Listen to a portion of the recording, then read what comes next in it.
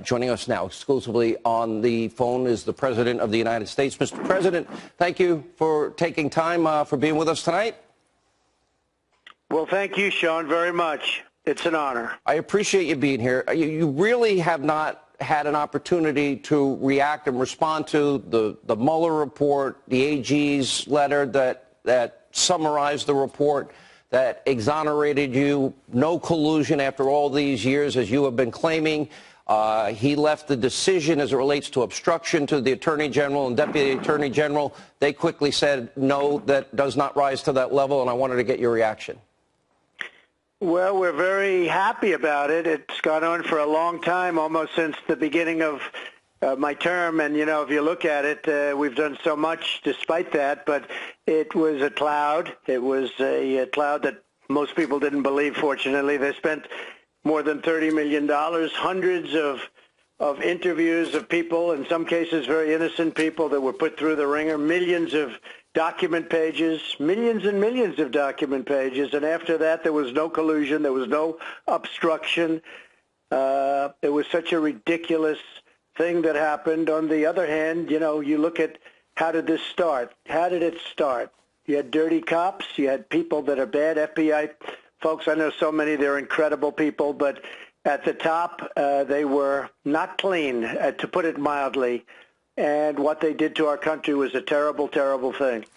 Mr. President, we've talked a lot on this program about the FISA abuse scandal, and this is what we know, that in August of 2016, we know Bruce Orr warned everybody at the DOJ and the FBI that Christopher Steele hated you, that Hillary Clinton paid for the dossier, that it was not verified.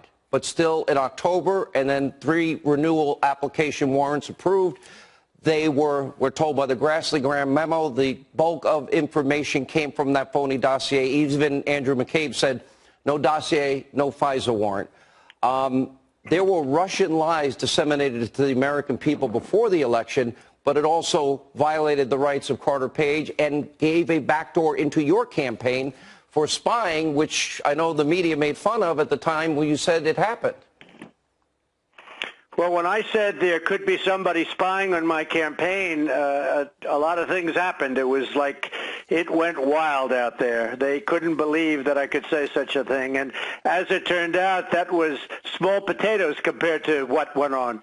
When you look at what happened and when it happened and the money that was spent, the millions and millions on the phony dossier, and then they used the dossier to start things, and there was no truth whatsoever. It was a fraud and paid for by Hillary Clinton and paid for by the Democrats and the DNC.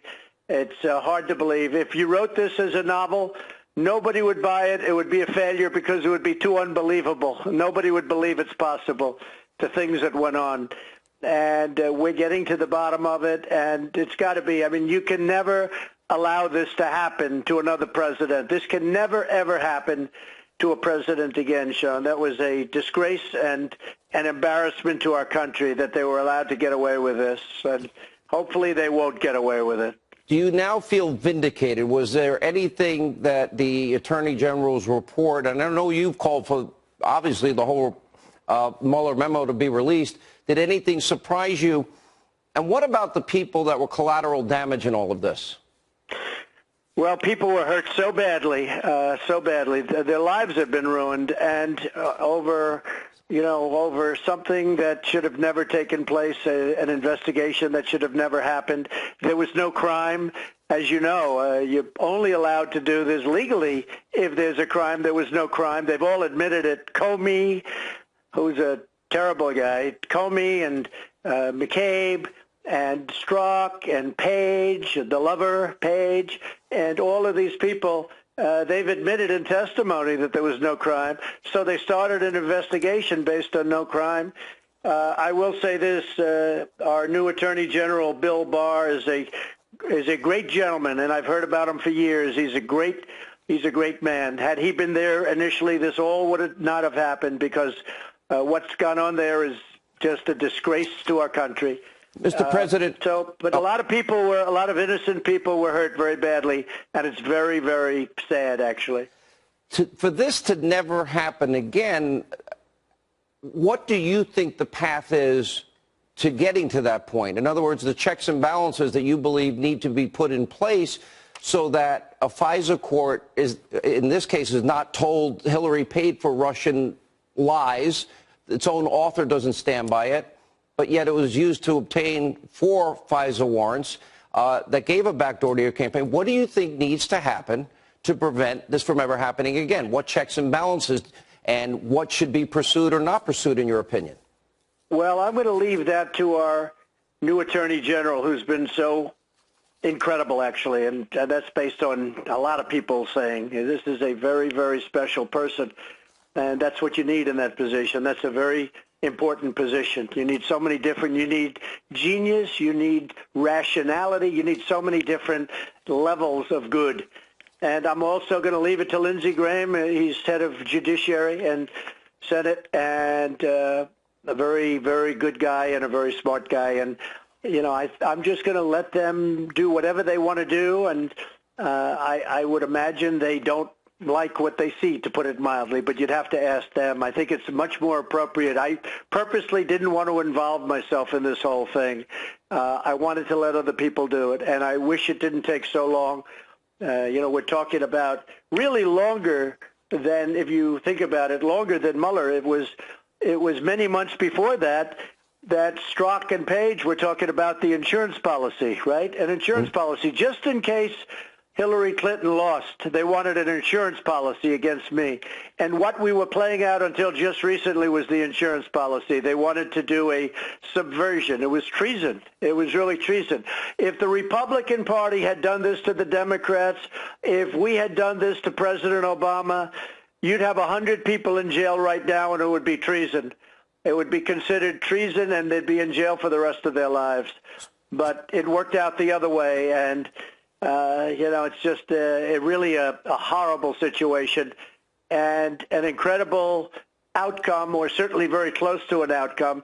And we'll have to see how it all started. But I'm going to leave that to other people, including the Attorney General and others, to make that determination. But it's very, very important for our country to know, because in 50 years from now, in 100 years from now, if somebody tries the same thing, they have to know that the penalty will be very, very great if and when they get caught. Before I get to the media question, would you consider, sir, a pardon?